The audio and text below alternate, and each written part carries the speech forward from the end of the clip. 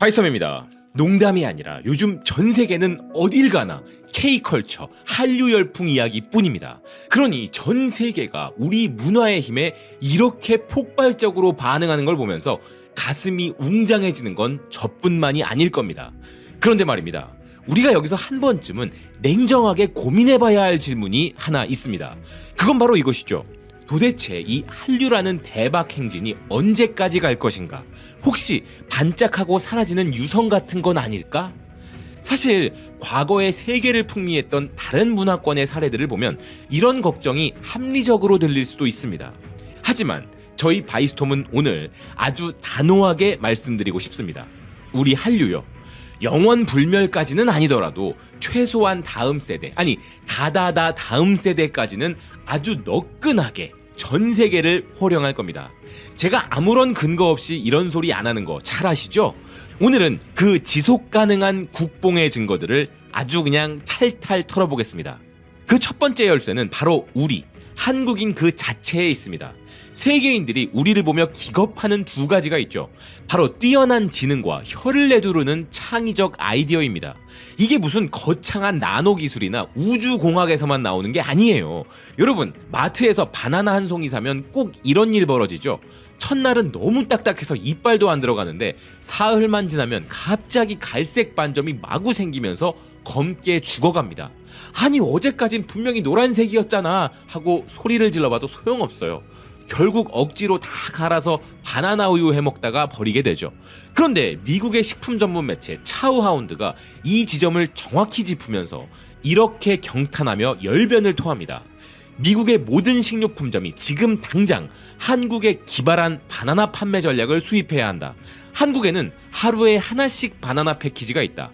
이는 소비자의 편의성과 음식물 쓰레기 감소를 동시에 해결한 경이로운 혁신이다. 한국은 초록색의 덜 익은 바나나부터 당장 먹어도 좋은 황금빛 바나나까지 익은 순서대로 배열해 놓고 판매하고 있다. 가장 잘 익은 녀석부터 하나씩 먹다 보면 덜 익은 바나나가 자연스럽게 후숙되어 매일 최적의 상태를 즐길 수 있다. 아니 근데 이게 미국인들 눈에는 무슨 바나나 시분할 시스템처럼 보였나봐요. 매체는 이런 말을 덧붙였습니다. 미국은 이 간단하면서도 치밀한 해결책을 한국으로부터 배워야 한다. 여러분, 이 기사의 핵심은 바나나 그 자체가 아니죠. 한국의 유통 시스템이 소비자의 행동 패턴을 현미경처럼 세밀하게 분석하고 그 불편함을 창의적인 비즈니스로 연결하는 그 도끼 어린 발상이 이 기사의 핵심입니다. 실제로 이마트에서 선보인 하루 하나 바나나 패키징은 이 매체 말고도 해외의 유수 매체들과 SNS 또는 레딧 같은 커뮤니티에서 지니어스라는 찬사를 받으며 수차례 회자된 바 있는데요. 하지만 여러분, 우리 민족의 바나나 파는 센스에 그들이 감탄했다면 다음 이어지는 소식 앞에서 외국인들은 우리 한국인들을 보며 거의 공포를 느끼고 있습니다. 그건 바로 유행의 속도입니다. 이번에는 그 깐깐하기로 소문난 뉴욕타임스가 대한민국을 현미경으로 들여다본 뒤에 내놓은 기사입니다. 기사 헤드라인이 아주 골 때립니다.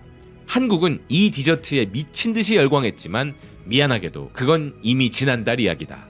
아니 기사 제목에 대놓고 지난달 이야기라고 못을 박아버렸어요. 여러분, 뉴욕타임스가 말하는 그 디저트가 뭔지 아세요? 네, 바로 두바이 쫀득 쿠키, 일명 두쫑쿠입니다. 지금 제 말 듣고 다들 이런 반응이시죠? 에이? 두쫑쿠가 언제적 이야기인데 지금 하세요. 요즘 마트 가면 쌓아놓고 파는데 아무도 안 먹어요. 네, 맞습니다.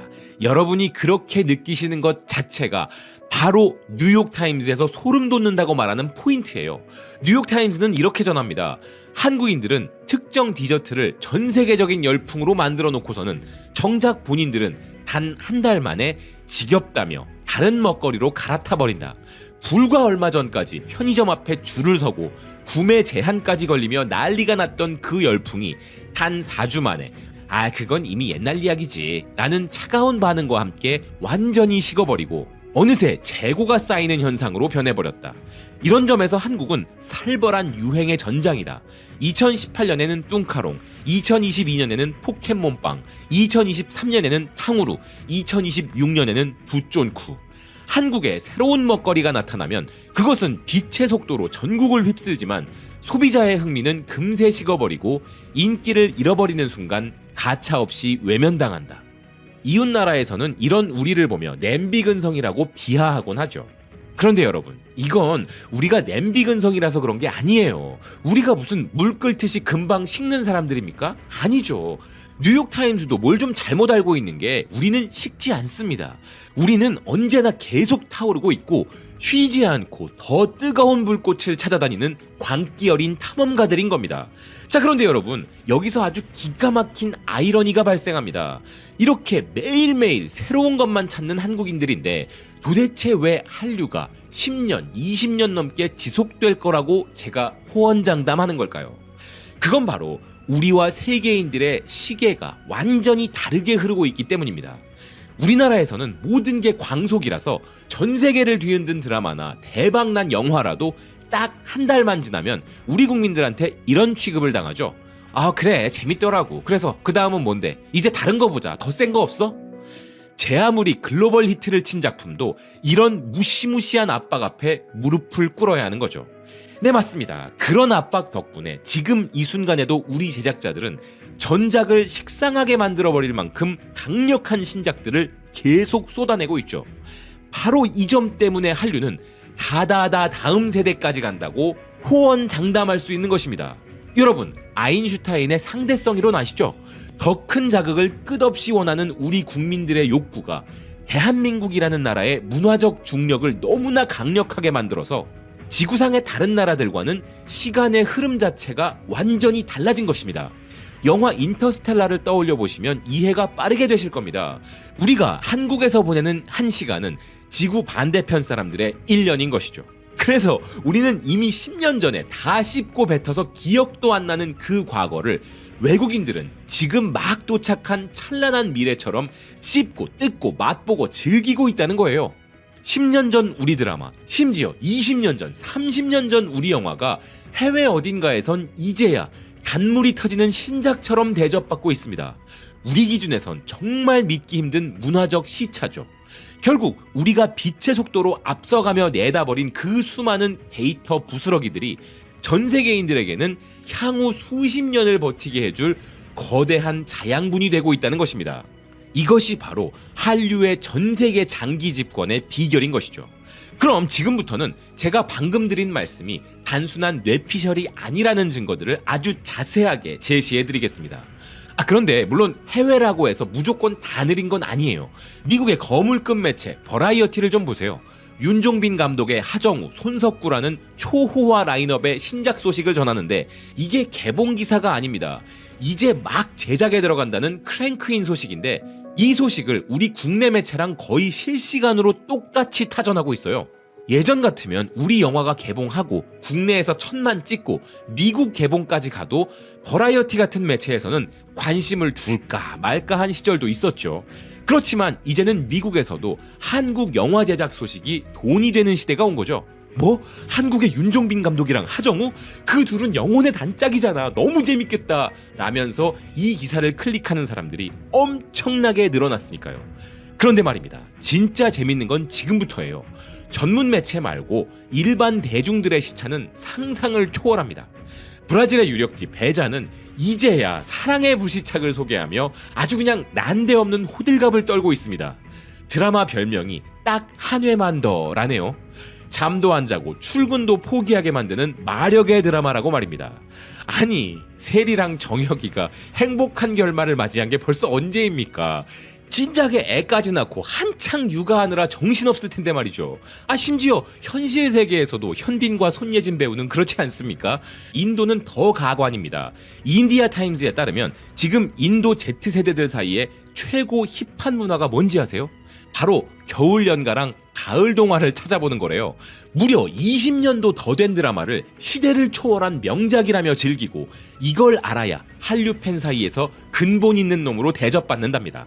실제로 해외 팬들 사이에서 요즘 K-드라마 클래식스라고 해서 고전 한국 드라마를 탐구하는 현상이 아주 핫하다고 합니다. 아인슈타인 형님, 보고 계십니까? 이게 바로 문화적 시간여행입니다.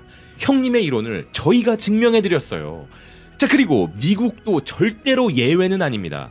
스크린렌트는 지난달인 4월 기사에서 갑자기 더글로리를 완벽하고 섬뜩한 신작 스릴러처럼 소개했고 CBR 역시 빈센조, 우영우, 갯마을 차차차 같은 우리에겐 이미 추억이 된 작품들을 완벽한 한국 드라마 리스트라며 소개했습니다.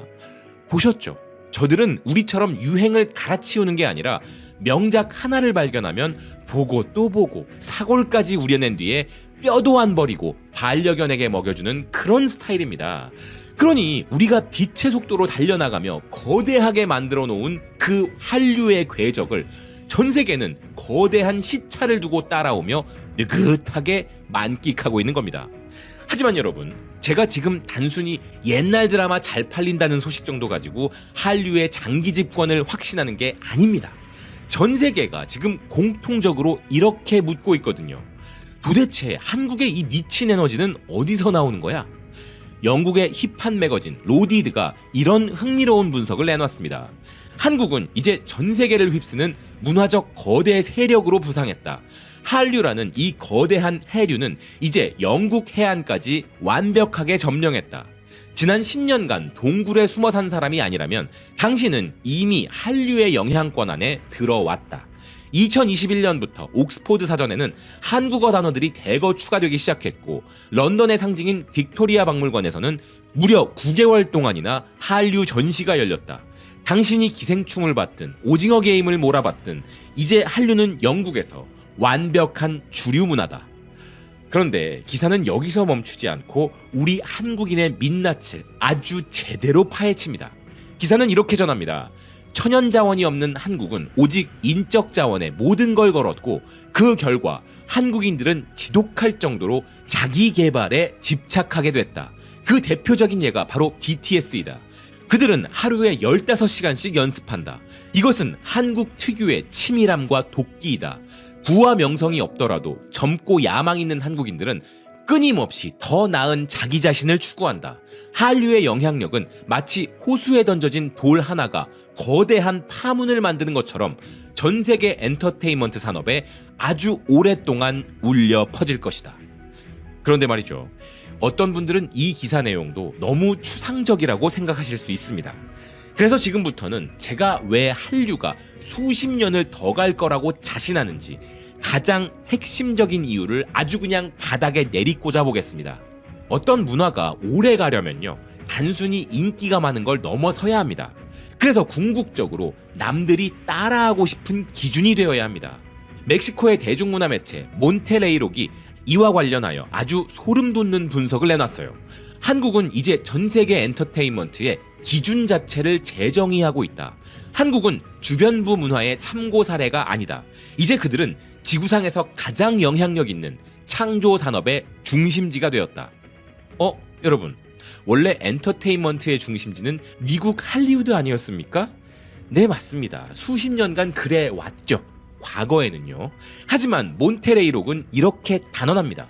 지난 20년간 글로벌 엔터테인먼트의 질서는 한국에 의해 완전히 다시 쓰여져 왔다. 한류 이전과 이후로 세상의 기준이 바뀌었다. 비극과 코미디가 한 장면에 공존하고 자본주의 비판이 스릴러에 녹아있는 한국 감독들 특유의 장르 파괴와 장르 혼합은 현대 영화계의 혁신을 이끌고 있다.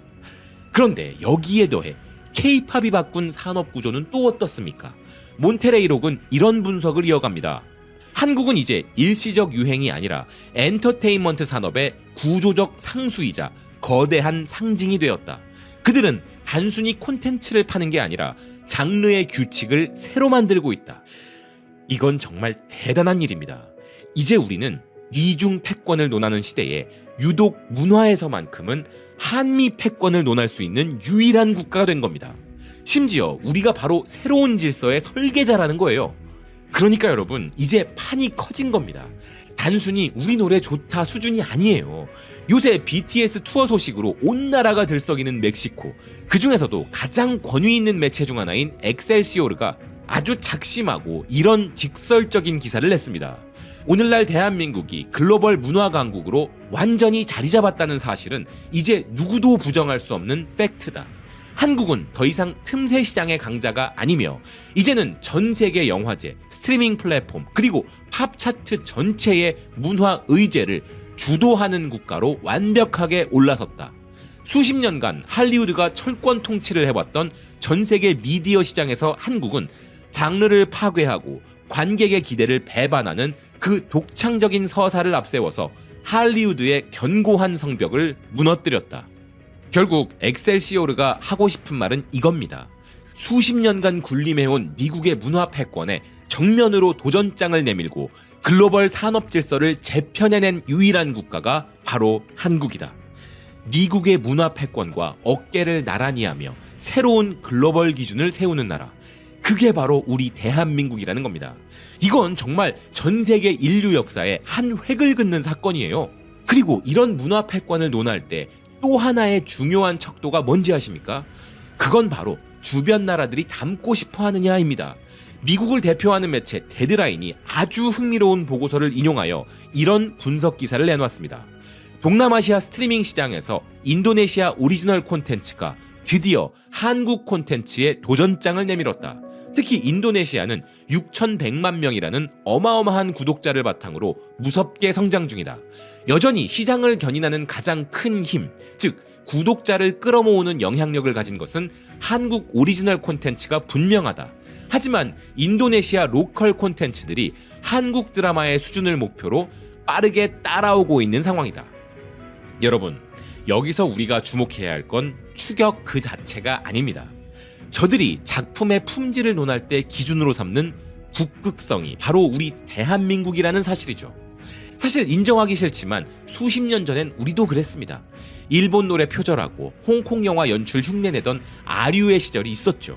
하지만 우리는 그런 수준에 그대로 머물지 않고 우리만의 개성을 드러냈습니다. 그래서 지금 보세요. 우리가 동경하던 그들요? 이제 그 자리에 없습니다. 이제 아시아, 아니 세계 문화 패권을 논하는 자리에는 일본, 홍콩 다 어디로 사라져버리고 오직 대한민국만 우뚝 서 있습니다. 그러니까 우리가 전 세계를 이렇게 호령하는 모습을 보며 동남아 국가들이 우리도 할 수 있다라는 용기를 얻고 있는 거예요. 하지만 여러분, 우리는 감히 너희가? 라고 대꾸할 필요가 전혀 없습니다. 우리는 이미 그들이 꿈꾸는 정점에 서 있거든요. 다시 말해서 그들에게는 지금 우리의 모습이 그들의 정점이란 것입니다. 여기서도 시차가 발생하는 거 느껴지십니까? 그러니까 그래 열심히 해봐, 우리가 길 잘 닦아놓을게 라고 여유있게 웃어주는 게 진정한 1위의 품격 아니겠습니까? 결국 그들에게 용기와 도전정신, 심지어 제작 기법까지 전수하고 있는 건 미국도 일본도 아닌 바로 우리입니다. 우리가 전 세계 창의력의 표준이 되었다는 증거죠. 그럼 이제 마지막 질문이 남았습니다. 이렇게 미친 속도와 지독한 치밀함, 그리고 전 세계의 롤모델이 된 한류, 도대체 이 파동은 언제까지 지속될까요? 사실 오늘 제가 한류의 지속성을 논한 것은 우리가 지금 정점에 서 있기 때문이 아닙니다. 오히려 그 반대죠. 우리의 한류 우주는 빛의 속도로 계속 팽창하고 있는데 전 세계는 그 속도를 전혀 따라오지 못하고 우리의 과거를 뒤쫓아오고 있습니다. 그러니까 그들이 보기엔 우리가 정점에 서 있는 것처럼 보일지 몰라도 우리 입장에서 한류는 아직 정점의 근처에도 가지 않은 것이죠. 우리 문화는 앞으로 더 강력해질 것이고 이 거대한 문화적 해류는 더 많은 해안가를 향해 쉼없이 퍼져나갈 것입니다. 그래서 한류가 과연 지속될 수 있을까라는 이 질문 앞에서 저희 바이스톰은 아주 명확하고도 뼈 때리는 대답을 내놓겠습니다. 여러분, 한류의 생명력은 단순히 운 좋게 터진 드라마 한 편이나 중독성 강한 춤사위에서 나오는 게 아닙니다. 우리의 진짜 힘은 바로 대한민국이라는 시스템 그 자체에 있습니다. 우리가 가진 민족적 기질에서부터 이미 다른 나라는 우리와 경쟁 불가입니다. 광속으로 세상의 트렌드를 선도하고 어제보다 더 좋은 것을 만들지 못하면 잠도 자지 않는 그 지독한 의지, 전 세계가 경악하는 기발함과 실력을 겸비하고 그 영향력을 온 사방에 퍼뜨리고 있다면 이건 더 이상 유행이 아니라 구조적 상수인 게 맞습니다. 우리가 오늘 계속 상대성 이론을 이야기하고 있죠. 우리가 한국이라는 블랙홀 안에서 빛의 속도로 신작을 쏟아내며 달려갈 때 세계인들은 그 중력이 너무 커서 정신도 못 차리고 있고 우리가 이미 다 씹고 뱉은 과거조차 찬란한 보석처럼 여기며 탐닉하고 있습니다. 우리가 한 달을 앞서가면 그 사이에 벌어진 그 간격 때문에 저들은 1년 이상 뒤처지고, 우리가 1년을 앞서가면 저들은 10년이 넘도록 그 단물에 취해 살게 되는 이 문화적 시차야말로 한류가 영원히 마르지 않을 가장 강력한 원인입니다. 물론 그런 시차를 만들어내는 원동력은 우리의 꺼지지 않는 열정, 그 식을 줄 모르는 광기 어린 탐험가 정신이죠. 그러니 이제 대한민국은 단순히 인기 상품을 파는 나라가 아닙니다. 장르의 규칙을 재정의하고 산업 구조 자체를 재설계하며 전 세계인들이 무엇을 보고 무엇을 즐겨야 하는지 그 기준을 정해주고 따라오게 만드는 엔터테인먼트의 신이 되어가고 있는 겁니다. 그렇기 때문에 문화적 관점에서 본다면 이제 세상은 미중 패권이 아니라 한미 패권의 질서 속으로 재편되고 있다는 결론이 나올 수밖에 없는 것입니다. 여러분, 오늘도 저희 바이스톰의 진정성이 느껴지셨습니까? 대한민국이라는 이름에 대한 끓어오르는 진정성 말입니다. 같은 시공간 안에 살면서도 문화적 시차를 만들어내는 우리 대한민국의 위대한 행보, 저는 이런 모습에 항상 경탄합니다. 그리고 이 위대한 비행이 결코 멈추지 않을 것임을 확신합니다. 선한 영향력과 압도적인 문화적 가치를 가진 국가 대한민국, 우리는 앞으로도 세계를 선도하는 위치에서, 아니 세계인의 가슴속 깊은 곳에서 아주 오랫동안 뜨거운 파동으로 남을 것입니다. 그리고 그것은 잔잔한 호수 위에 떨어진 돌처럼 거대한 파문을 일으켜 억겁의 세월을 지나도록 전 세계 엔터테인먼트 전반에 울려 퍼질 것입니다. 시청해주셔서 고맙습니다. 또 뵙겠습니다.